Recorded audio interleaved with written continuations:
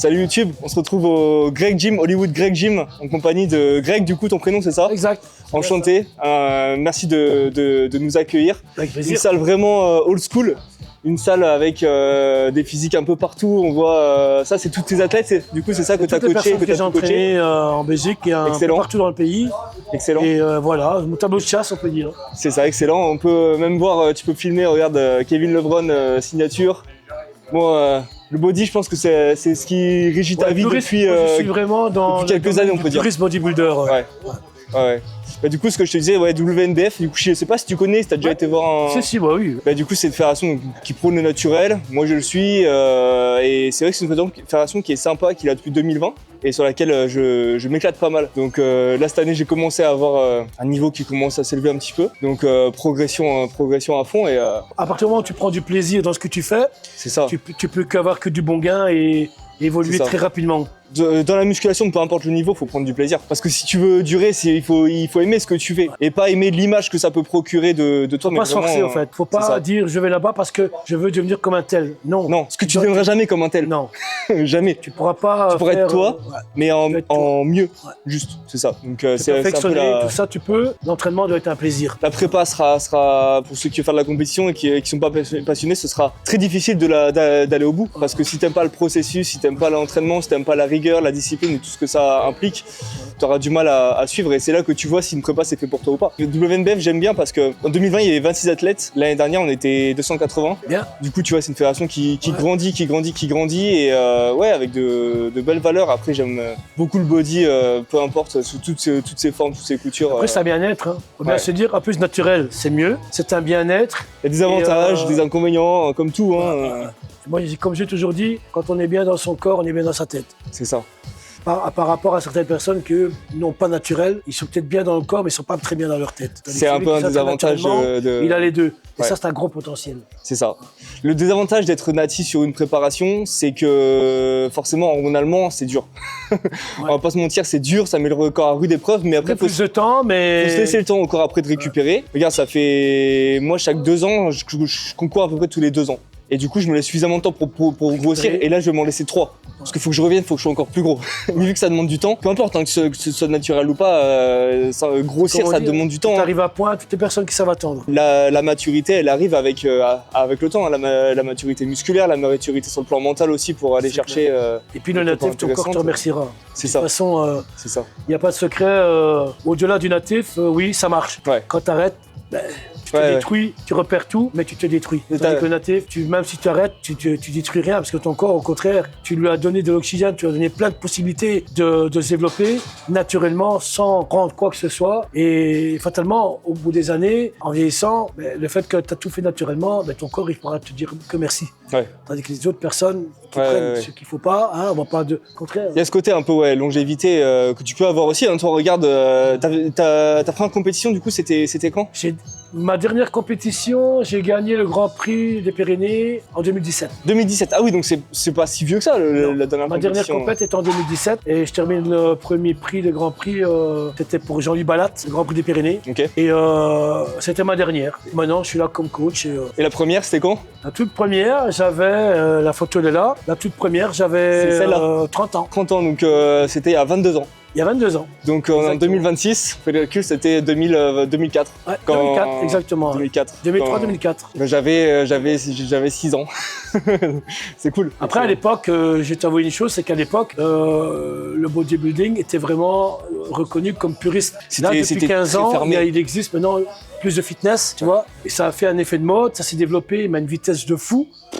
Avant, le bodybuilding, c'était pas trop le sport favori des jeunes. C'était plus les personnes plus âgées. À l'heure d'aujourd'hui, c'est l'inverse. C'était vraiment restreint à l'époque. C'était un petit cercle. On n'en parlait pas trop.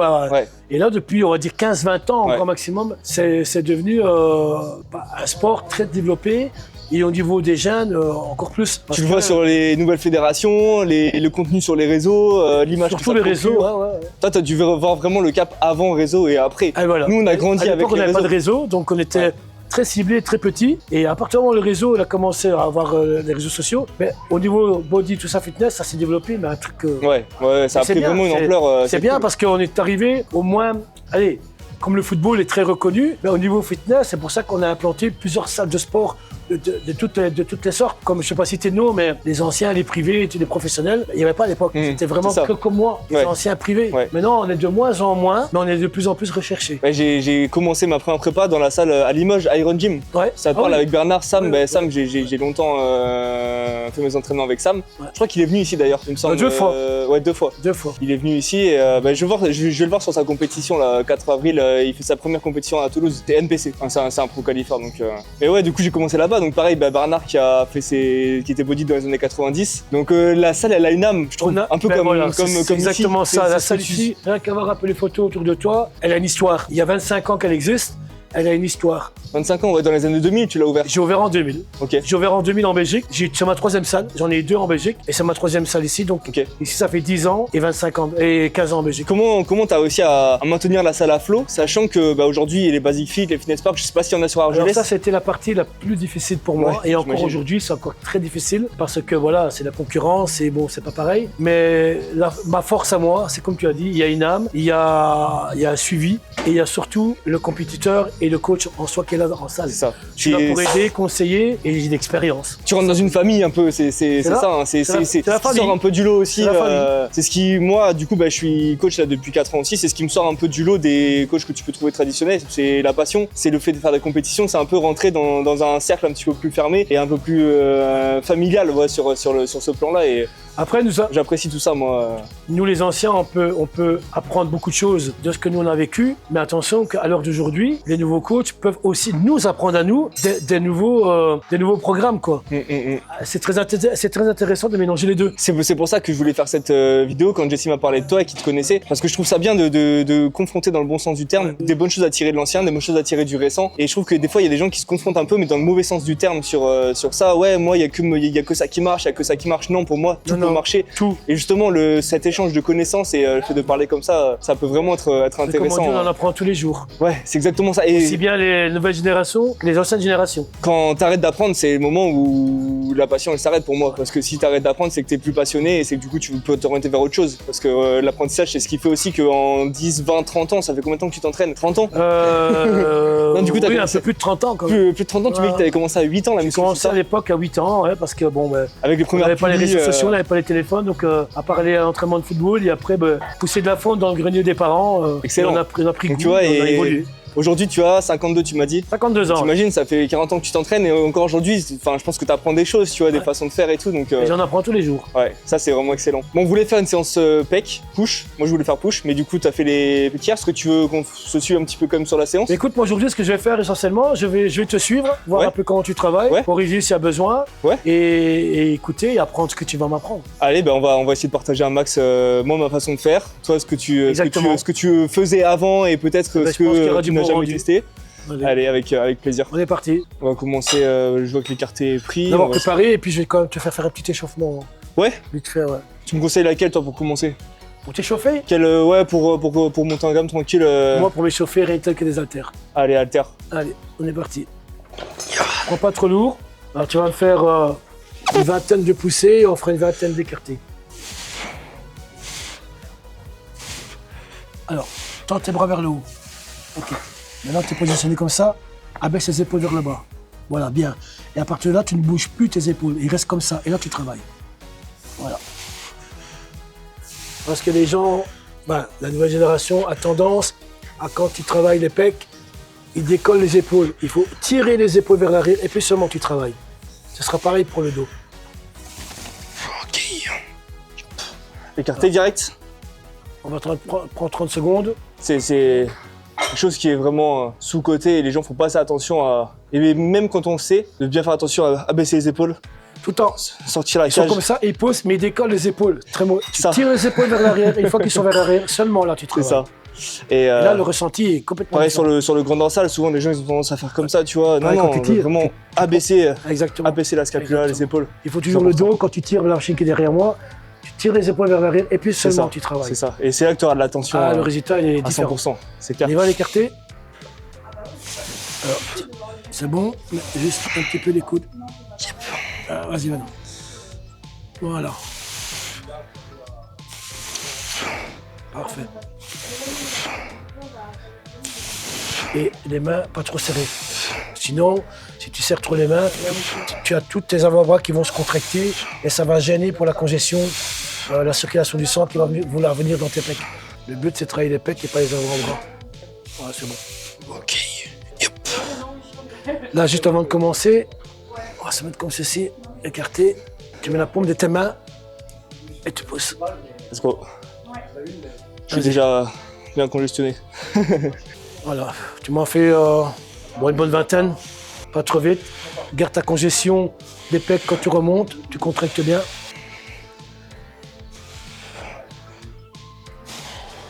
Ok. Attends un peu. Ouais. Et après, tu choisis le poids. On va en faire en pyramidal.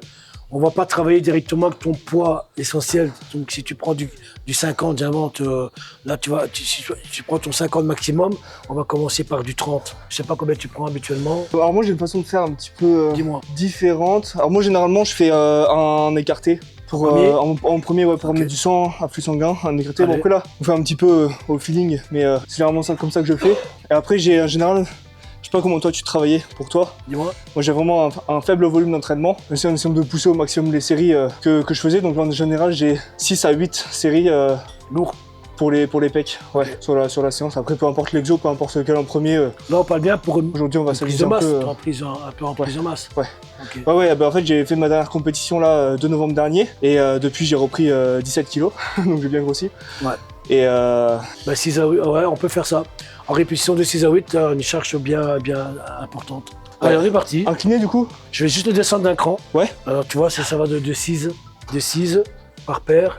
Et puis là-bas de 30, 32, 34, 31, 52. Excellent. Excellent. Comment ça sent?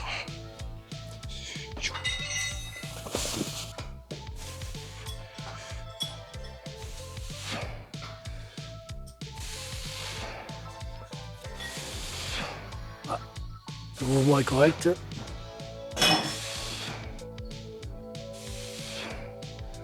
Un tout petit peu plus lent. Voilà. Faut laisser le temps au muscle de réagir au moment où tu lui donnes. Ok. Parce que le muscle, il a un temps d'adaptation. Donc si tu vas trop vite, après tu le perturbes. C'est comme si moi, maintenant, je commencerai à te parler. T'as rien compris ce que j'ai dit, au fait. Ça. Mais le muscle, il parle. On dit tout le temps, le muscle a une mémoire, mais... Le tempo, c'est très important de garder cette phase excentrique contrôlée. Ces étirements aussi, c'est là où l'hypertrophie est à son paroxysme.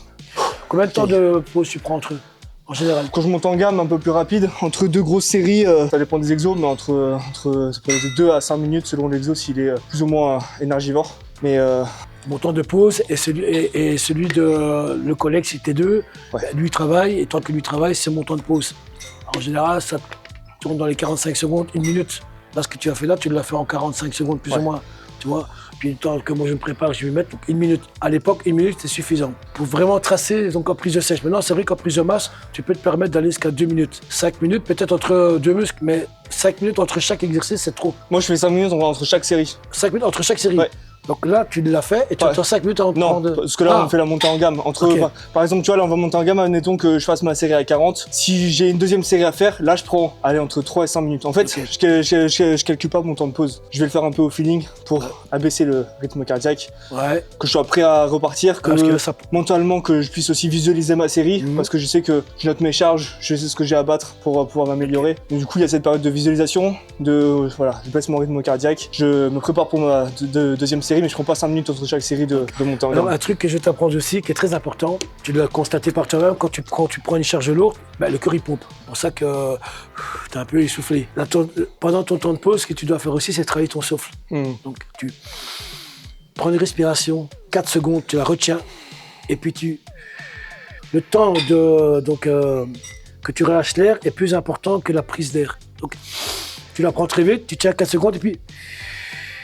Ça permet en 1 minute de récupérer hyper facilement. Voilà. Et tu vas reprendre beaucoup plus vite. Quand on parle, c'est un peu plus difficile, mais... Et après, ton rythme cardiaque qui va redevenir mieux et tu vas donner de l'air dans tes poumons et c'est ce que tes pecs ont besoin. Au plus d'air que tu as, mieux ça... Si tu commences ta série, tu es déjà à 120 BPM comme tu as fini ta série... Ouais.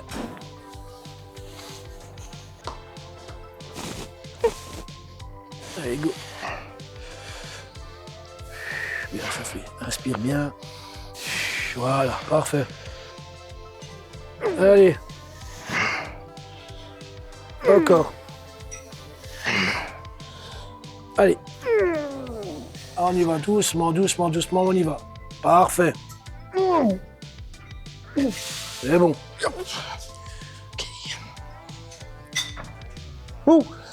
La dernière était la meilleure. Tu dois le savoir. C'est toujours la meilleure. Parce que comme tu souffles, là tu donnes le maximum de toi-même. La dernière est la meilleure. Ça faisait très longtemps que je l'avais pas fait en premier exercice. Et j'aime bien le ressenti, ouais. C'est cool. Par contre, un truc à savoir aussi, c'est que c'est pas un handicap. À notre époque, si, maintenant pas trop. Quand vous poussez, vous avez toujours la tête relevée. C'est pas bon. Il faut poser la tête et travailler. Pourquoi? Parce que quand tu poses comme ça, tu sollicites tous les muscles de trapèze et du dos. Alors que là, le but recherché, c'est que le pec. Et évite de donner des trucs à d'autres muscles. Ça, c'est con. Ouais, donne 100% à celui que tu entraînes. Si c'est les biceps, tu donnes 100%. Si c'est les pecs, 100%. Si c'est le dos, 100%. Ouais, tu mets forcément une tension. Voilà. Là, tu mets une tension. Cervicale. Tu poses. Non, c'est la tête bien posée. C'est lourd, oui, mais relax. Du coup, moi, je me sens, parce que je recommande pas d'avoir la tête, je veux dire, trop proche, mais c'est vrai que si je la relève, souvent, du coup, le fait d'avoir si je veux que la tête soit posée au niveau du dos, je me sens un peu en extension. Alors, ce qu'on fait, nous, on met un coussin. On met un coussin.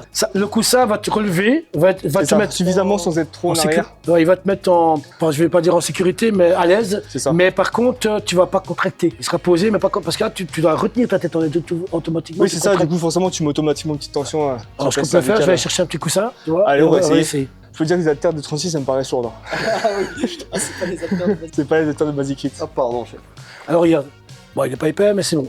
On sent que ce coussin il a du vécu. Je pense qu'il y a quelques belles têtes qui se sont posées dessus. Aussi ancien que moi, c'est pas plus. Allez, let's go, on va rester à ce point-là, je pense que t'as pas mal. Ce qui est bien, c'est que t'as vraiment la tenue ancienne, ça c'est top. Ouais, toujours.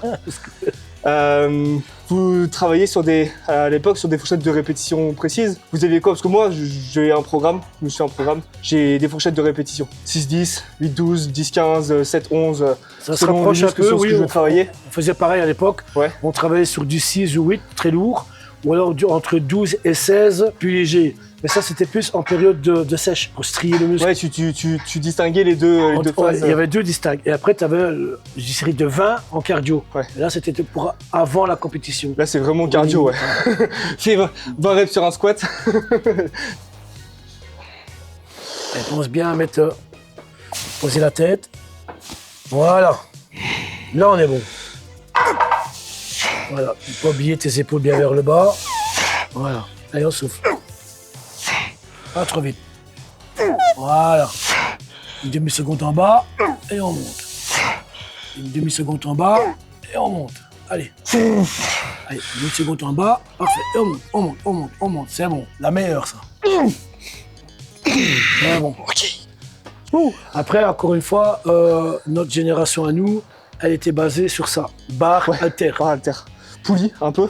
Oui, mais poulie, c'était vraiment en finition. Tout ce qui est derrière moi, c'est bien, c'est utile, c'est bien, mais à l'époque, c'était pas ça. À l'époque, c'était charge libre. De Serge Nubret, Arnold et tout ça, c'était quasiment que du charge libre. haltère et barre. Nous, à l'inverse, aujourd'hui. Aujourd'hui, c'est l'inverse. C'est les machines. On a aussi beaucoup plus de machines, forcément, plus ou moins qualitatives, selon les salles où tu vas. Après, je suis pas contre, parce que j'ai eu l'occasion d'aller dans une salle où il n'y avait que des machines dernier cri. Je ne suis pas contre. Il y a juste le problème, c'est que le ressenti des charges n'est pas pareil. Par exemple, moi, tu vas prendre cette machine-ci, de dos, tu vas mettre 20 kg de chaque côté, tu vas avoir un peu dur. Tandis dans une autre salle, tu vas devoir peut-être monter à 60 pour ressentir le même. Complètement différent. Parce que les poulies les machines sont trop démultipliées, tu vois. Il y a trop de poulies, c'est pas pareil. La charge, c'est pas réel. Le dernier réel que j'ai sorti, c'était par rapport à ça. C'était par rapport au fait que tu arrives sur une nouvelle machine, faut le temps de s'adapter au poids, aussi, au tempo, à la technique que tu vas utiliser. Et du coup, si tu changes quelqu'un qui a inscrit à 2 salles et qui va des fois switcher entre les machines, même les poulies, c'est pas le même poids à mettre. Après, c'est pas la même. C'est pas mauvais, mais du coup, faire 2 salles différentes. Le temps d'adaptation aussi, c'est cool. C'est vrai que le corps humain, on a appris aujourd'hui avec la nouvelle génération et notre génération à nous. Eh bien, il est bien de travailler sur des anciennes machines et de travailler sur des nouvelles machines. Ouais. Ton corps, faire un mix entre les deux. Voilà, ton corps il prend, il aime bien ça. L'avantage que j'y vois sur les bonnes machines, c'est que t'as toujours la même trajectoire. Du coup, quand t'es bien positionné, tu sais que si t'as la même trajectoire, tu mets lourd, t'as un bon tempo, tu vas vraiment être par exemple sur une bonne chest press, tu vas être vraiment sollicité au niveau des pecs. Sur une charge libre, tu peux avoir tendance à modifier un peu la trajectoire si ça devient difficile. Mais du coup, t'as pas le même ressenti parce que d'avoir l'étirement sur un développé halter par exemple. C'est vrai que ce ressenti-là, tu vois, ça faisait longtemps que je l'avais pas fait sur halter incliné en première exo, et j'aime bien le ressenti. Passant d'une machine à une autre, tu as souvent un ressenti différent. Et c'est bien parce que si tu restes tout le temps à la même machine, la même salle ou quoi, ton corps il s'habitue. Ouais.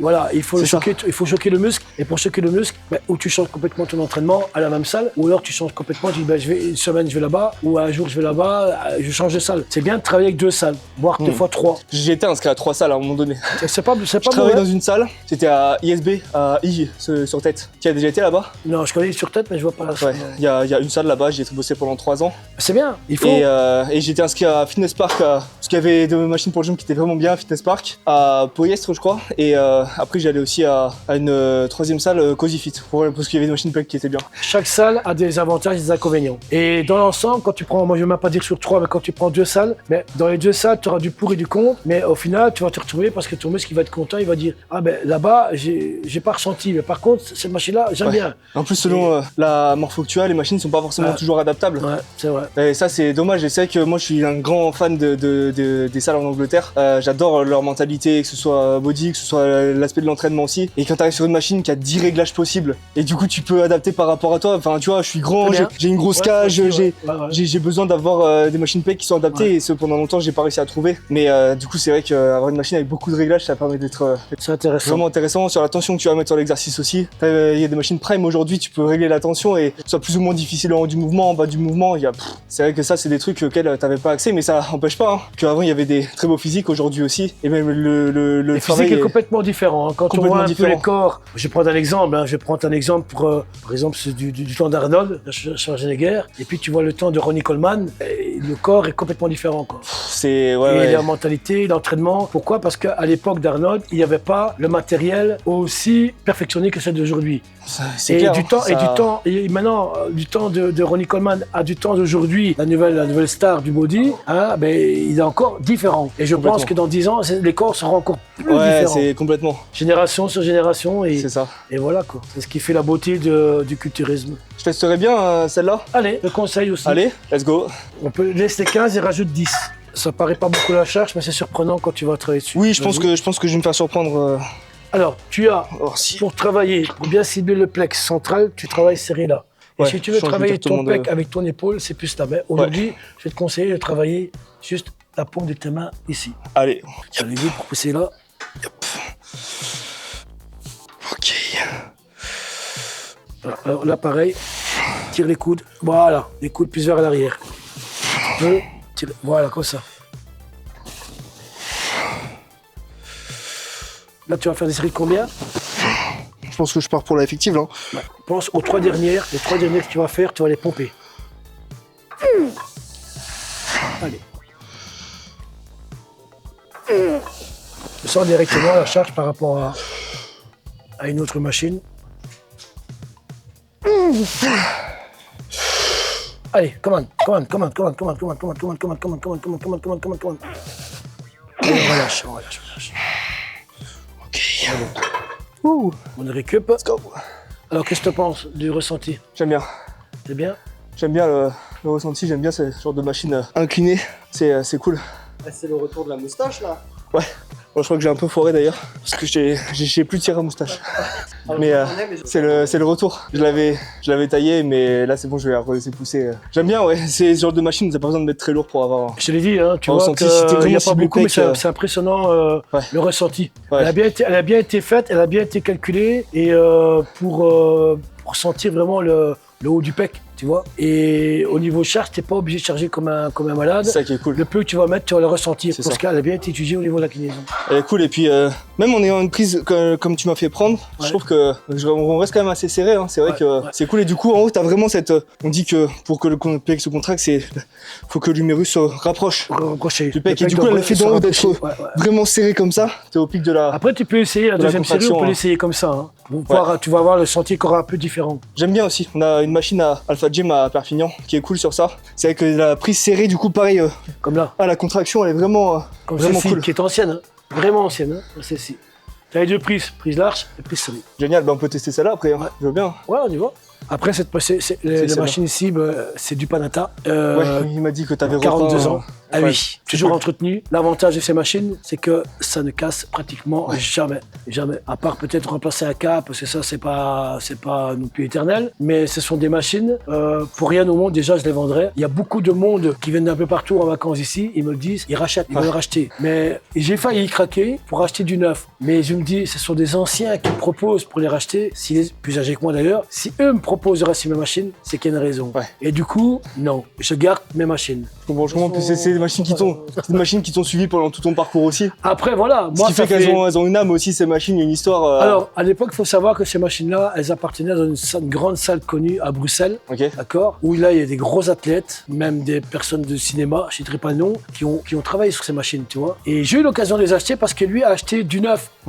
Et aujourd'hui, à l'heure actuelle, il regrette et il est prêt à me payer 3 fois le prix pour les reprendre et me donner en plus son matériel. Parce que ces anciens clients qui ont maintenant 70, 80 ans n'arrivent pas à s'adapter aux nouvelles machines qu'il a achetées. Ils préféraient cela. Mais bon, maintenant, ça ne peut plus les lâcher. Ouais, maintenant que tu les as depuis si longtemps et puis...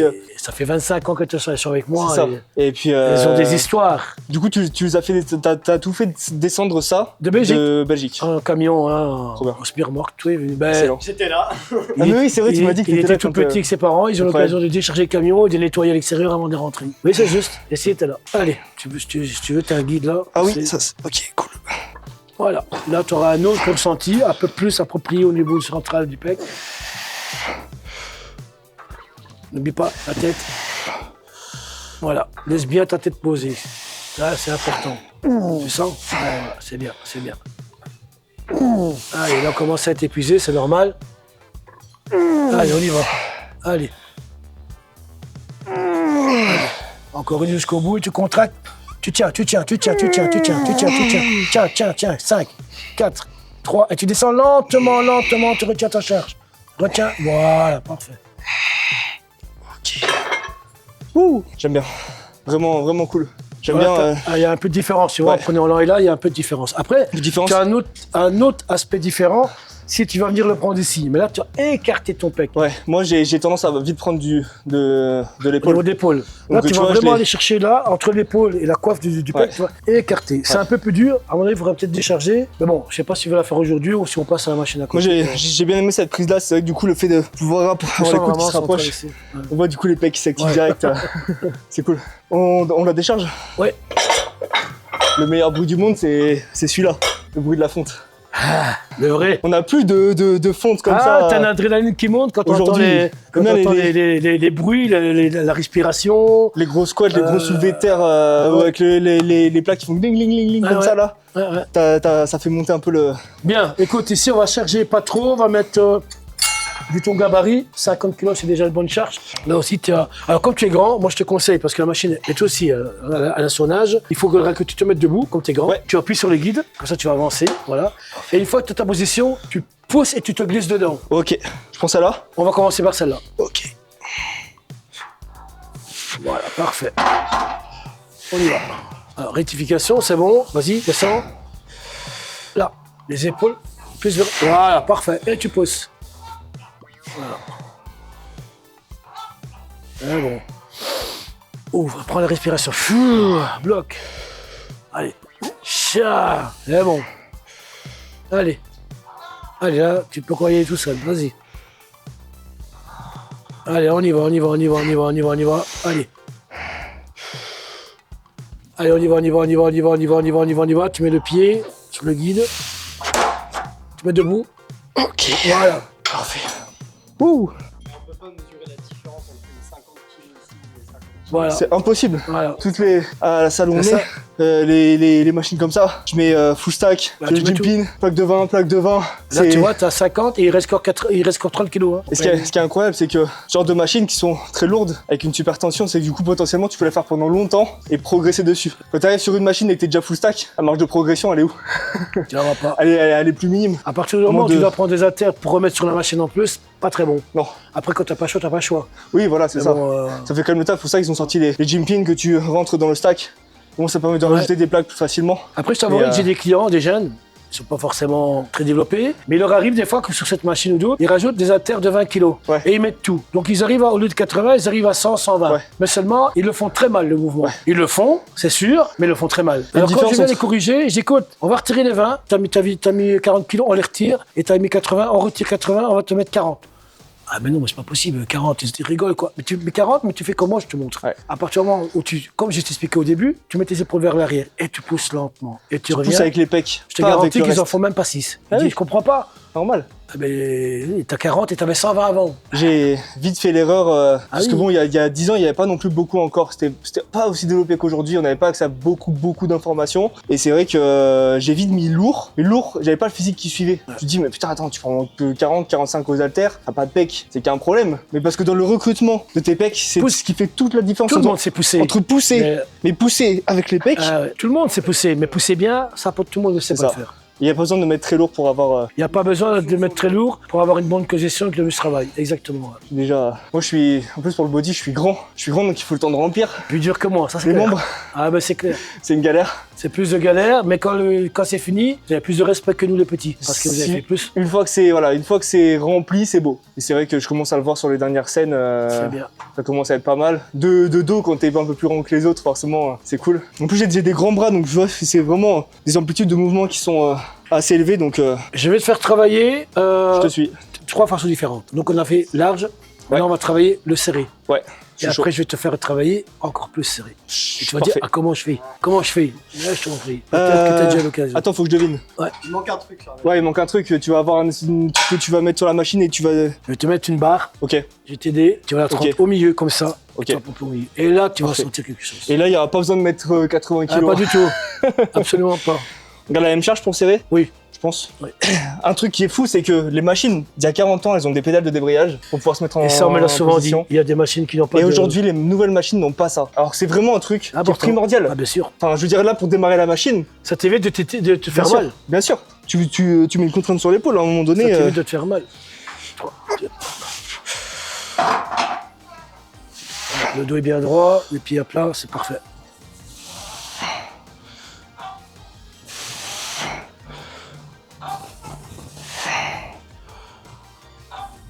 Pousse bien avec la paume de tes mains. Parfait.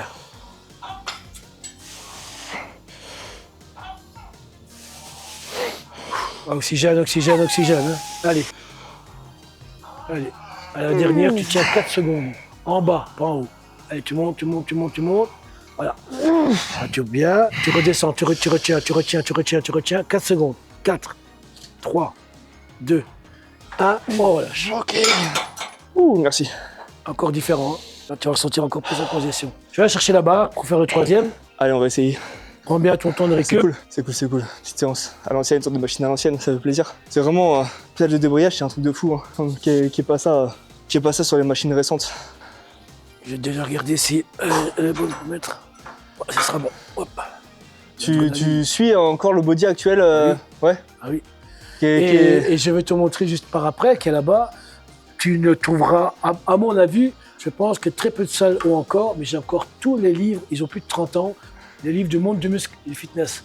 Ils ont passé 30 ans, ils sont là. J'ai je sais pas combien de magazines chez moi, comme ça, des années 80-90, trucs à l'ancienne, où j'avais essayé un jour d'imiter la séance de Schwarzenegger. Il faisait pec dos, il avait 4 exos de chaque, 5 séries de chaque, sur un volume de 40 séries sur la séance. Mais j'étais au bout, mais j'étais comme ça.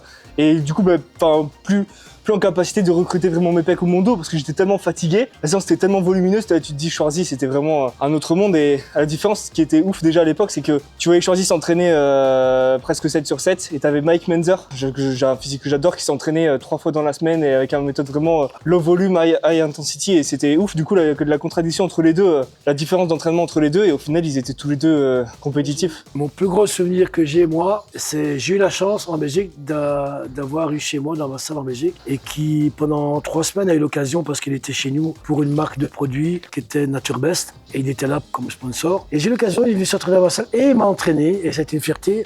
C'est Serge Nubret. Incroyable. Je l'ai eu pendant 3 semaines dans ma salle. Et alors, je vais te dire un truc. Cette personne, qui malheureusement nous a quittés maintenant, est venue dans ma salle, est rentrée dans ma salle. Je ne savais pas qui c'était en fait. Et moi, j'avais un ami à moi qui me coachait, qui était beaucoup plus âgé que moi, et qui me dit, mais Greg, lui, c'est de mon époque ce monsieur-là, et je pense savoir qui c'est. Tu sais pas qui c'est, je ne connais pas du tout. Bah, moi je suis pratiquement sûr que c'est Serge Nubret. Il s'est entraîné, qui a été troisième en championnat avec Lou Ferrigno, Arnaud Schwarzenegger et Serge Nubret. Le plus gros physique français en vrai. Et quand je lui ai posé la question, il m'a dit oui, c'est moi, Serge Nubret. Je suis estampé. Bah, je pense que t'as même pas dû avoir les mots qui sortaient de la bouche.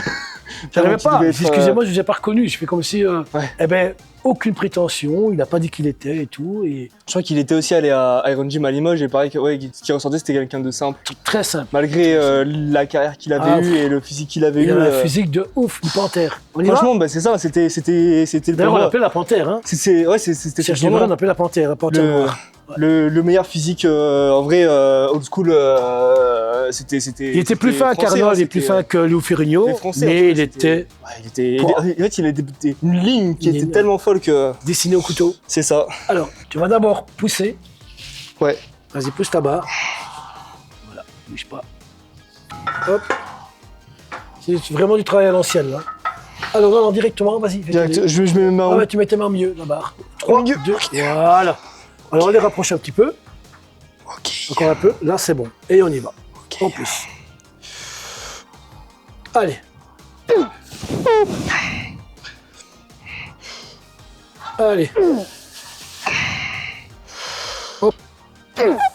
Allez, encore. C'est bon. Allez. Tu dis quand tu sais plus. Hein. Allez. Hop, et quand tu ne sais plus, tu mettras tes genoux posés sur le guide. Encore une. Allez, c'est la plus belle, c'est la plus belle, c'est la plus belle. Encore, encore, parfait. Mets tes genoux, on va savoir enlever la barre. Voilà. Impec. Alors vas-y maintenant, dis-moi le ressenti. C'est ma position préférée. Plus serré comme ça. Encore une fois, le fait d'être vraiment serré, j'arrive à mettre les triceps. Les triceps est sollicité aussi. Hein. Il est sollicité, mais du coup j'ai plus de congestion et plus de ressenti sur les pecs. Parce que le fait d'être serré, j'ai vraiment une bonne activation. A contrario d'un mouvement où j'écarte un peu plus, je vais prendre direct dans l'épaule. Après, tu peux retrouver ces sensations-là quand tu fais des pompes. Mais c'est différent, parce que sur les pompes, c'est ton propre poids. C'est ça. Là, tu montes au-dessus, tu prends des charges. À savoir une chose, c'est que l'exercice-là qu'on vient de montrer, à ne jamais faire seul. Il faut toujours quelqu'un pour mettre la barre ou quoi. Seul, c'est pas possible. C'est ça. Faut être à deux. C'est ça. Si tu veux rajouter la barre, c'est vraiment agréable aussi quand tu t'entraînes à avoir quelqu'un pour te spotter sur la série, t'es d'aller chercher la dernière répétition qui c'est très important d'avoir quelqu'un qui te pousse aux limites. Quand t'es tout seul, des fois, tu peux pas pousser. C'est évident d'aller chercher cette répétition qui te met un peu en danger sur certains exercices. C'est clair. Mais qui te permet d'aller chercher vraiment un maximum d'hypertro. Cool. Alors dis-moi, est-ce que tu veux faire peut-être à l'arrière là? Ouais. Te faire travailler là. Je vais te montrer tu me montres comment toi tu travailles et puis je vais te montrer comment moi je le travaille. Parfait, ça me va. Montre-moi voir toi déjà comment toi tu le fais et puis je vais te montrer. Moi, comment je le ferai?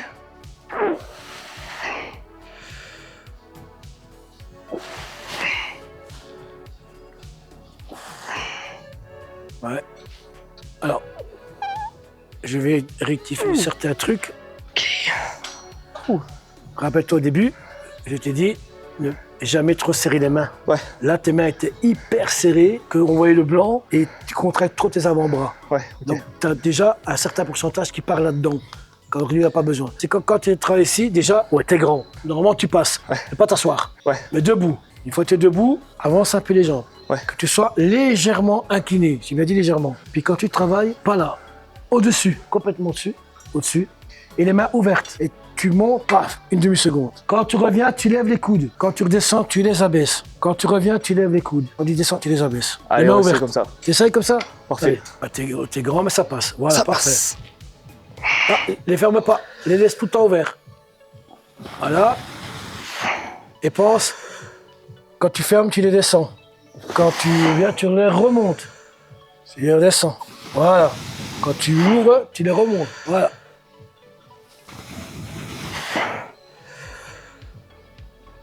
Voilà. Et avec la paume de ta main, tu recontractes ton pec quand tu fermes. Voilà. Vas-y. Voilà, parfait. Voilà. Allez, contracte, souffle. Voilà, parfait. Allez, on y va.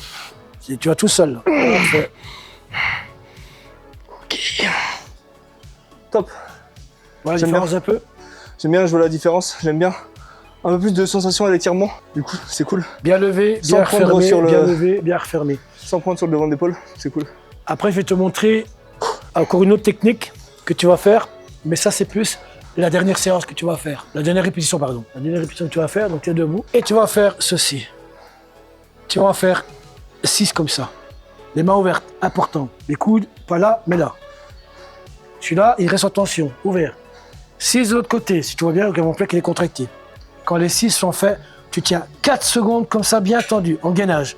Quand les 4 sont faits, là, tu fais les 6 entières. Ok. D'accord? Yeah, buddy. Parfait. Allez, 1, 2, pas trop vite. 3. Allez, 4. 5. Allez, super. 6, on bloque. Et tu pars celui-là. 1. Ouvre les mains. 2. 3. Essaie d'abaisser tes épaules. 4. Voilà. 5. Et 6, tu tiens. 4. 1, 2, 3, 4. Et les 2. 6. Allez, on y va, on explose là. Plus rapide. 2. Allez. Allez, 3. Allez, on y va, on est bon là. Allez, 4. Allez, 5. Allez, 6. Et tu retiens quand tu descends ta charge. Tu retiens. Et tu repars. Tu retiens. Et tu repars encore une fois. Et tu relâches lentement à droite et puis à gauche. Jamais dans le même temps. Ouh. Chez moi, les pecs, c'est un point faible.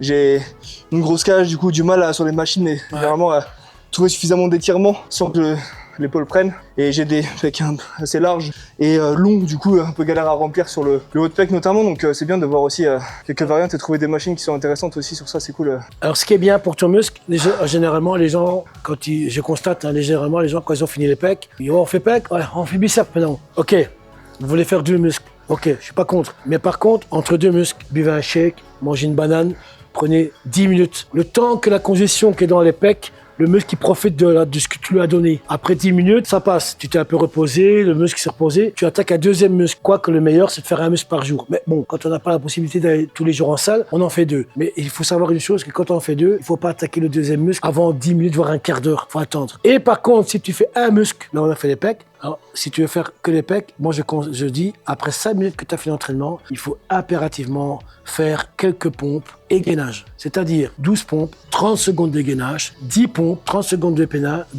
gainage et 8 pompes, 30 secondes de gainage. Et ton entraînement est terminé. Tu auras une congestion énorme et à l'intérieur, tu vas sentir qu'il y a un crépitement qui travaille. Ouais. Et là, au niveau des pecs, c'est pour ça que j'ai des pecs aussi gros. C'est parce que voilà, c'est mon point fort par contre chez moi et mon point faible, c'est mes épaules. Donne-moi un peu de pec, s'il te plaît. T'en as plus besoin. Donne-moi un peu de pec. C'est vrai que ce qui est cool, c'est qu'on a une salle de posing à Alpha Gym. Ouais. Et du coup, ça me permet de, à la fin de la séance, faire un peu de posing tranquillement aussi. Ça, très bon. Voir un petit peu les gains. Et très bon. Après un entraînement de body, c'est très bon de faire du posing. Solliciter, venir poser, du coup contracter aussi. Mais ça fait partie de l'option du gainage. Le posing après un entraînement fait un peu partie du gainage. Ouais, c'est vraiment très intéressant. Ouais, on va poser un peu, ouais. Mais ça, c'est très intéressant de le faire. Si tu n'as pas l'occasion de faire du posing, parce que ici tu sais faire des salles, mais il est vrai que le gainage et le posing est une option. Souvent, dans les salles commerciales, les gens n'autorisent pas de pouvoir se mettre torse nu pour pouvoir faire poser en fin de séance. Donc c'est cool d'avoir des salles comme là, ou comme celle où on est, où on peut avoir cette occasion-là de pouvoir se regarder, mais voir le résultat, ce qui va, ce qui ne va pas, comment on peut améliorer. Après, les gens disent que c'est un peu trop prétentieux par rapport à la personne qui se met en torse nu et tout. Moi, je suis pas d'accord parce que ça permet à la personne d'après l'entraînement, justement, de faire le posing. Et en faisant les posings, il y a toute la contraction musculaire qui fait et c'est très bon. C'est un bon moyen de récupérer et d'avoir une bonne gestion de son corps et en même temps le gainage est très important après l'entraînement. Circuler le sang dans tous les muscles aussi. Bon. Moi je fais des cours de posing aussi du coup et c'est intéressant parce que même des gens qui veulent pas faire de compétition, d'apprendre à sortir les lats, à contracter les pecs, contracter les biceps et du coup ça te permet d'aborder des connexions neuromusculaires qui te permettent après sur ton entraînement. Le mec qui arrive pas à sortir le dos, s'il y arrive, quand il va faire un tirage, il aura plus de facilité à l'isoler aussi. Bien sûr. Donc c'est vraiment quand tu dois sortir le dos ou le cross, c'est tout. Et quand tu fais la scène, d'avoir cette endurance musculaire, si tu te fais à chaque session de posing, à chaque fin de séance, du coup sur scène, tu as une endurance musculaire aussi qui fait que tu n'auras pas de crampes. Tu auras des certitudes dans ton posing aussi, dans ta prestance, dans ta façon de faire sur scène. Donc c'est Non, ça c'est un indéniable post-séance. Voilà, je sais pas si tu... Pec, good, ils sont pleins. Je pense. En plus, bah, du coup, moi, tu vois, dans mon intra, dans ce que je bois, j'ai de la malto, DEA, du sel, créatine. C'est bon. J'ai tout ce qui... J'aime bien, comme ça, ça permet d'avoir vraiment un apport durant la séance. Mon énergie, comme ça, elle est prolongée. Que tu prends de la boisson isotonique, t'en bois un peu de temps en temps, pas? Non, je fais... C'est bien d'en prendre avant. Ça, c'est bien de le prendre pendant l'entraînement. Ouais. Mais avant ton entraînement, bois au moins une boisson isotonique. Style, je peux citer les marques comme par exemple Gatorade, tout ça, tu peux prendre une boisson. Moi, je déconseille le workout avant l'entraînement. Parce que le workout va te mettre dans tous les sens, que ça va te perturber l'entraînement. Par contre, tu peux le prendre après. Le pré-workout, pour moi, c'est plus placebo parce que tu vas vraiment un peu avoir cet effet de tête qui gratte, un peu, tu vois. Le chatouillement, en fait, c'est pas les effets qui nous intéressent le plus. Ce qu'on veut, c'est ce qui nous aide à congestionner. Le chatouillement, tu vas chercher dans ton mouvement. Ou la caféine. Moi, je prends de la caféine juste avant mon entraînement. Ça, tu vois, c'est le seul moment de la journée où je prends ma caféine. Comme ça, j'ai le meilleur moment pour avoir le petit pic de concentration que ça peut apporter. Caféine, thé vert ou quoi, oui. Ça. Mais évitons les pré-workouts avant l'entraînement. Peut-être après, mais pas... Et là, le matin, c'est bon. Mais une boisson isotonique, c'est bien aussi. Avant, après, c'est bien. Je reviens un peu d'épaule. Allez. Pour finir.